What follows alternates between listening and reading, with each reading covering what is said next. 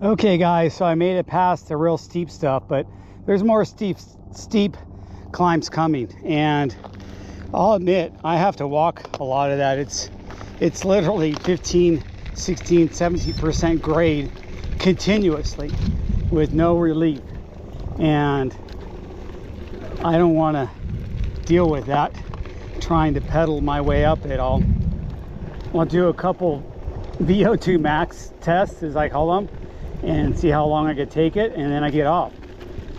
But trying to get back on and continually get back on until it flattens out a little bit. And flatten out on that means it's flattening out to like 10% or 8%. It's just crazy. It's the way they made the entryway for these foothills in California is basically straight up.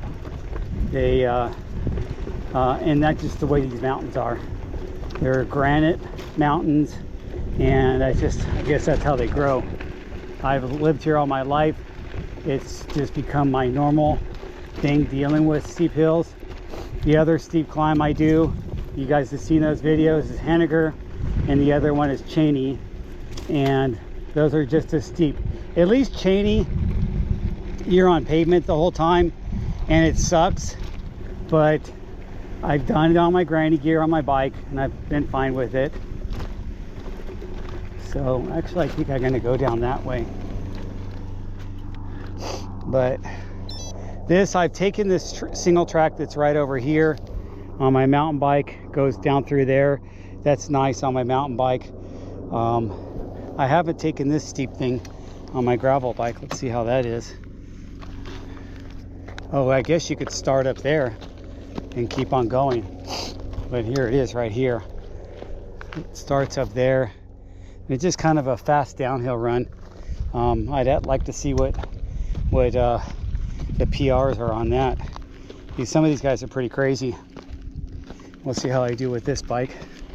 This is not the best bike for a downhill, but I do have my seat lowered, so that's going to help.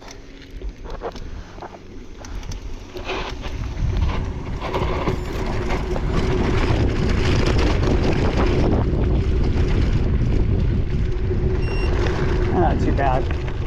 I'd rather be on my mountain bike. It's just angled better for that.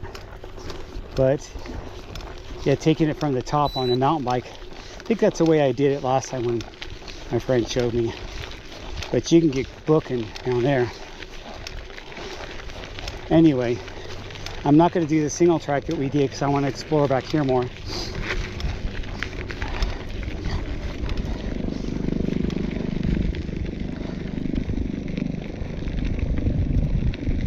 And that's a search and rescue, so hopefully nobody got hurt. But they commonly, it might be the fire department, I'm not sure. But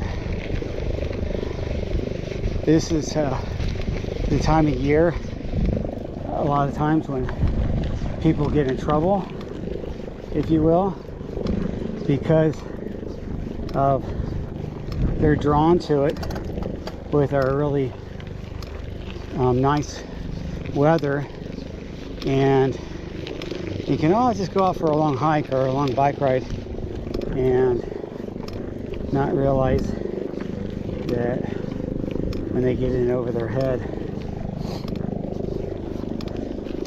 I'll show you what my pack consists of, but it's not anything fancy. I of course have a first aid kit, but other stuff is pretty basic: pump and spare tube and tools.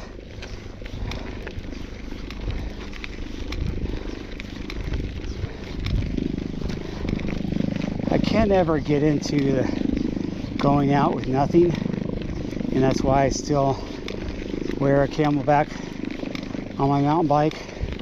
I'm trying to get to where I carry more tools on my bikes. That's why I have the little container down there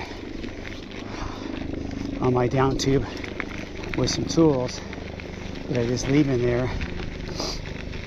But years ago I used to have a seat pack, but then I stopped stopped liking those. And so here we go, a little jumpy section right there. There's a lot. This is a lot of nice little sections for mountain bikes. It's just getting over here on a mountain bike, you would be basically under biked for the road, I should say. I don't know if you want to call it over biked for the road or under biked for the road. So it will be a long, tedious ride on your mountain bike with your 3211 or 3210 if you have the newer 12-speed SRAM stuff. It will be long. I can't imagine. At least here I can have my 38, which is still pretty low, but my 3811 can pace me at 20 miles an hour, which is respectable, and that's really about the fastest I go on the road anyway. I've never been a roadie, never been one of those guys that owns a road bike that keeps paces of 28 miles an hour, 24 miles an hour. That's a whole new sport for me, a different sport, kind of like e-biking, something I'm not aware of and probably will never go down that rabbit hole. So anyway, I'm going to stop right there. I'll show you some more backcountry stuff as I continue back here.